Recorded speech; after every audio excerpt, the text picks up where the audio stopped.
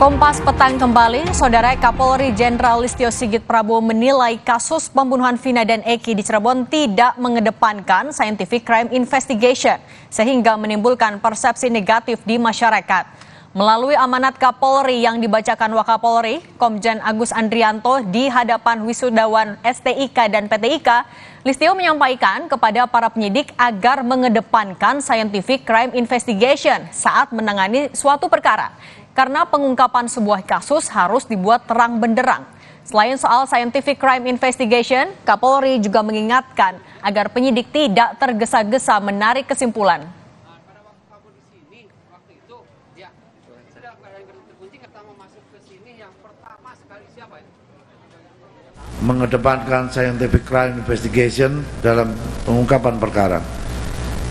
Dalam perkara pidana, bukti harus terang dari cahaya, lebih terang dari cahaya. Saya mencontohkan pada pengungkapan kasus pembunuhan Dr. Mawarti di Papua. Berdasarkan scientific crime investigation, pelaku berhasil diidentifikasi dengan hasil pengujian sampel DNA pada barang bukti. Namun pada pengungkapan kasus pembunuhan Vina dan Eki, pembuktian awal tidak didukung dengan scientific crime investigation, sehingga timbul isu persepsi negatif, terdakwa mengaku diintimidasi, korban salah tangkap, dan penghapusan 2 DPO yang dianggap tidak profesional. Menyusul munculnya sejumlah dugaan kejanggalan dalam penyidikan kasus Vina, 4 terpidana kasus pembunuhan Vina dan Eki memberikan kuasa terhadap tim pengacara Peradi untuk ajukan PK atau peninjauan kembali atas vonis yang mereka terima saat persidangan terdahulu. 4 terpidana kasus pembunuhan Vina, yaitu Hadi Saputra, Supriyanto, Eka Sandi, dan Rivaldi, sebelumnya divonis bersalah dan dijatuhi hukuman seumur hidup. Nama saya Hadi Saputra. Saya bersedia untuk menandatangani kuasa hukum dan Pradi untuk mengajukan PK. Saya Supriyanto bersedia menandatangani kuasa hukum ke Pradi dengan sukarela. Saya Eka Sandi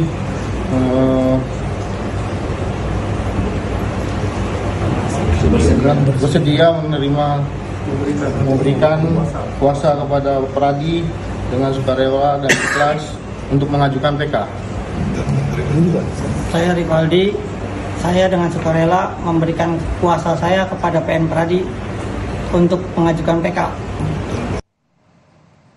Menko Polhukam Hadi Cahyanto memastikan Kompolnas sudah mendengar dan mendapat hasil gelar perkara dari penyidik di Treskrimum Polda Jabar terkait kasus Vina. Menko Polhukam meminta Kompolnas terus mengawasi proses hukum kasus pembunuhan Vina dan Eki 8 tahun silam dari proses sidang pra-peradilan hingga vonis persidangan. Minta kepada Kompolnas turun ke lapangan, dan kemarin sudah turun. Dan Kompolnas juga sudah mendengar dan menerima gelar perkara, mengharapkan dan meminta supaya Kompolnas terus mengawal, mulai dari gelar sampai dengan ke pra-peradilan dan sampai dengan pengajuan ke pengadilan. Dan saya yakin Kompolnas juga akan serius untuk melakukan fungsinya. Komisi Kepolisian Nasional atau Kompolnas meminta keterangan penyidik Polda Jawa Barat terkait proses penyidikan kasus Vina dengan tersangka Peggy Setiawan. Kompolnas akan mendalami keterangan dari penyidik di Treskrimum Polda Jawa Barat untuk memastikan ada atau tidak kejanggalan dan penyalahgunaan wewenang selama proses penyidikan kasus ini. Kompolnas menegaskan akan mengawal proses hukum kasus pembunuhan Vina dengan tersangka Peggy Setiawan baik di pra-peradilan hingga sidang vonis hakim di pengadilan. Lihat prosedurnya sesuai atau tidak, kemudian teknis pembuktiannya sejauh mana dan sebagainya. Jadi itu semua kami sudah terima dan itu nanti akan digelar di pengadilan. Kami ada tentunya aturan sendiri ya, bahwa menyangkut substansi itu kewenangan bukan pada kami untuk menyampaikan. Kompolnas akan mengawal terus kasus ini sampai dengan sidang pengadilan, bahkan sampai dengan vonis. Pra-peradilan kami juga akan mengawal, kami akan hadir. Penyidik tidak asal-asalan untuk menetapkan siapa yang akan menjadi tersangka. Ya dugaannya penyalahgunaan wewenang kalau memang benar diutak-atik. Pengusutan kasus pembunuhan Vina dan Eki 8 tahun silam menuai banyak protes kuasa hukum terpidana, tersangka hingga keluarga korban. Selain mempertanyakan proses kejanggalan penyidikan polisi, kuasa hukum Peggy, tersangka yang diduga menjadi otak pembunuhan Vina dan Eki, menilai ada penyalahgunaan wewenang yang dilakukan polisi dalam pemeriksaan Peggy. Kemarin, tim kuasa hukum Peggy Setiawan melaporkan penyidik Polda Jawa Barat ke Propam Mabes Polri karena diduga ada seorang penyidik yang menghapus postingan milik Peggy yang menguatkan keterangan Peggy. Ya dugaannya penyalahgunaan wewenang kalau memang benar diutak-atik. Kami hanya menduga karena ada proses hukum, ada jalurnya. Kalau kami teriak-teriak saja, maka tidak ada kepastian hukum. Makanya kami adukan ini biar ada kepastian hukum. Ya, jadi ini belum tentu juga ya. Misalnya penyidik ini, makanya kami melaporkan ini biar ada kepastian hukum. Ya, kami hanya menduga karena dasarnya tadi akun Facebooknya postingannya hilang. Kemudian menurut Peggy Setiawan, penyidik meminta password. Di tengah berbagai spekulasi kejanggalan kasus pembunuhan Vina dan Eki, Mabes Polri angkat bicara. Kepala Divisi Humas Polri, Irjen Sandi Nugroho menyebut, hasil kematian Vina dan Eki di Cirebon 2016 lalu berdasarkan hasil visum adalah pembunuhan sadis. Polri mengklaim penetapan Peggy Setiawan sebagai tersangka berdasarkan alat bukti yang cukup. Salah satunya, foto hasil penggeledahan rumah Peggy 8 tahun silam. Kami sempat baca bagaimana hasil visum. Masya Allah. Kami merinding. Ini visum baru atau visum lama? Visum yang lama. Hasil visum lama yang sudah dipaparkan dalam sidang pengadilan juga. Almarhum Ananda Eki dan Ananda Vina itu adalah korban pembunuhan sadis. Ketika penggerebekan di sana, difoto dan ditunjukkan sama pelaku, dan di BAP, di dalam BAP itu menyebutkan bahwa ya ini Pak, ini Peggy Pak. Ini pelakunya. Ini sebagai contoh bahwa penyidik tidak asal-asalan untuk menetapkan siapa yang akan menjadi tersangka.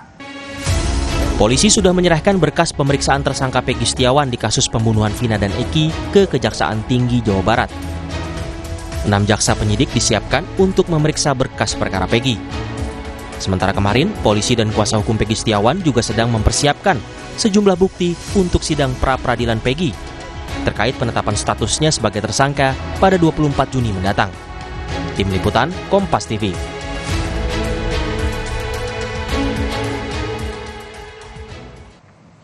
Tudingan kejanggalan dalam pengusutan kasus pembunuhan Vina dan Eki 8 tahun silam muncul lewat protes kuasa hukum terpidana, tersangka hingga keluarga korban. Terbaru, Kompolnas mendatangi Polda Jabar untuk memantau proses penanganan kasus ini. Polisi sejauh ini mengatakan penyidikan sudah berjalan sesuai prosedur. Perlukah pemeriksaan ulang kasus ini untuk mengungkap kasus Vina secara terang? Kita kupas bersama sejumlah narasumber yang sudah bergabung bersama kami di Kompas Petang. Ada Yusuf Warshim, Komisioner Kompolnas, Jutek Bongso, kuasa hukum 4 terpidana kasus Vina Eki, dan Muhammad Isnur, Ketua Umum YLBHI. Selamat sore Bapak-Bapak, apa kabar? Baik, selamat malam. Ya, selamat sore. Saya mau ke Pak Jutek dulu. Pak Jutek Bongso, dorongan untuk melakukan eksaminasi ini kan muncul dari sejumlah pihak, mulai dari pakar, mantan Kapolda, keluarga, dan kuasa hukum Vina. Kalau dari kuasa hukum 4 terpidana melihat eksaminasi ini juga sesuatu yang perlu dilakukan tidak? Oke Mbak Vina, jadi kami luruskan bukan 4 ya, yang kami sudah dapat kuasa 6. Oke. Ya, ada 6 terpidana dari 7 ya terpidana seumur hidup yang sedang menjalani. Jadi kami sedang berusaha untuk, karena ini sekali lagi, karena ini sudah inkrah, sudah putusan hakim, kita harus hormati tentunya, dan sebagai langkah eksaminasi tentu kami sedang mempersiapkan untuk langkah peninjauan kembali gitu, Mbak Gina. Oke, apa saja Pak? Mungkin boleh dielaborasi lagi, dirinci persiapan dari tim kuasa hukum apa aja Pak? Jadi banyak hal mulai dari kejanggalan penanganan pertama yang sering kami sampaikan ya. Dari pertama terjadinya kejadian tanggal 27 Agustus 2016 saja sudah janggal menurut kami. Kejanggalan pertama itu timbul adalah ketika tanggal 27 Agustus 2016 dinyatakan kecelakaan tunggal. Oke. Ya kan? Lalu sudah dimakamkan, ya kan? Lalu Vina itu tidak meninggal di tempat ya, tapi sempat dibawa ke rumah sakit. Oke. Pertanyaan itu muncul dari pertama adalah kalau dinyatakan meninggal kecelakaan tunggal, lalu belakangan di dalam dakwaan itu ada penusukan, saya rasa unit laka kita mungkin tidak akan seceroboh yang kita kira di awal ya. Kalau ada luka tusuk, ada luka penikaman atau ada curiga apalagi pembunuhan yang lain, saya rasa tidak akan dinyatakan sebagai kecelakaan tunggal dan sudah sempat dimakamkan. Itu yang pertama. Oke, baik. Gitu kan. Baik. Oke, saya mau geser dulu ke Kompolnas. Pak Yusuf, kalau Anda sendiri melihatnya urgensinya dilakukan eksaminasi seperti apa? Dan kemarin kan juga Kompolnas sudah turun langsung memeriksa di Polda Jabar. Ya, kami sebagai pengawas tetap bekerja mengawasi proses penyidikan kasus Vina ini, yang sekarang ini adalah penyidikan terhadap tersangka PS. Nah, eksaminasi sendiri tentu dilakukan dengan upaya hukum terhadap eksaminasi putusan pengadilan yang telah berkekuatan tetap, ya misalnya kan PK. Kalau kaitannya dengan penetapan tersangka PS, tentu yang pada saat ini dan minggu depan akan berproses upaya pra-peradilan. Nah, tentu proses itu terkait dengan upaya peradilan, kami terus akan mengawasi bagaimana prosesnya berjalan, terutama bagaimana kesiapan dan profesionalitas penyidik yang akan diuji di dalam pra-peradilan, di dalam menetapkan tersangka Peggy, apakah sah atau tidak, apakah alat buktinya benar-benar cukup atau tidak, itu terus kami awasi. Nah, kaitannya dengan eksaminasi internal, kami sendiri kan telah menyarankan perlu dilakukan audit investigatif terhadap akuntabilitas, profesionalitas penyidikan 8 tahun yang lalu. Itu sebagian hasilnya itu sudah ada di kami, misalnya pelanggaran disiplin pada waktu itu, termasuk ya anggota yang menyimpulkan terjadinya laka lantas itu sudah kami peroleh sebagian hasilnya, namun secara komprehensif ini sedang kami tunggu. Oke, saya mau ke Pak Isnur. Pak Isnur, kalau Anda melihatnya, sebenarnya kalau untuk eksaminasi ini harus melalui PK dulu atau bisa langsung dari polisi? Di eksaminasi itu ada banyak pilihan, Mbak. Ada eksaminasi yang berdasarkan aturan internal kelembagaan. Itu di Kejaksaan Agung ada peraturan Jaksa Agungnya. Di Mahkamah Agung ada peraturan Mahkamah Agungnya. Biasanya mereka akan menguji perkara-perkara yang sudah dituntut atau diputuskan oleh internal mereka. Jadi itu bagian dari mengevaluasi kerja-kerja internal kelembagaan. Tapi juga ada eksaminasi yang dilakukan oleh masyarakat sipil, oleh akademisi, oleh kampus ya, untuk menguji dan memberikan second opinion. Karena kenapa penting? Karena ada 3 hal, Mbak. Yang pertama adalah situasinya tadi korban, para tersangka, masyarakat luas tidak memiliki kepercayaan penuh, Mbak. Tidak percaya, ada distrust yang luar biasa gitu. Karena kenapa? Yang kedua, karena ada banyak kejanggalan. Yang ketiga, berdasar pengalaman dari kasus yang lain. Bagaimana kasus Sambo, banyak pihak menyatakan waktu itu sudah tidak ada masalah gitu ya, termasuk Kompolnas di awal-awal bilang juga begitu. Tapi ketika Pak Kapolri bentuk tim baru, melakukan audit, baru kebongkar semua. Jadi masyarakat belajar dari banyak kasus lain, terjadi banyak hal di dalam penyidikan. Dan di LBH sendiri sangat banyak kasus di mana kami melihat ada dugaan-dugaan rekayasa. Dan terbukti di ujung banyak kasus yang salah tangkap ya. Bagaimana dulu pengamen Cipulir, anak-anak, dia menolong orang yang mau meninggal, malah ditangkap, disiksa, dan kemudian dijadikan tersangka. Terbukti di ujung kemudian mereka tidak terbukti bersalah gitu. Jadi ada banyak kasus salah tangkap yang membuat masyarakat tidak percaya dan curiga. Jadi eksaminasi adalah bagian dari pendapat lain, second opinion, untuk memberikan dan membuat terangnya perkara.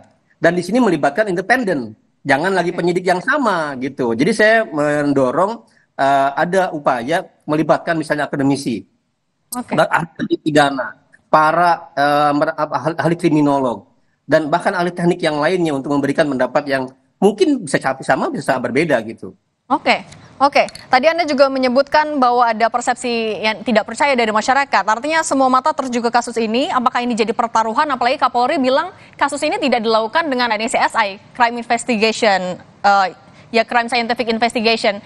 Apa yang harus dilakukan oleh polisi selanjutnya? Tapi jangan dijawab dulu, Pak Isnur. Kita akan bahas lagi usai jeda.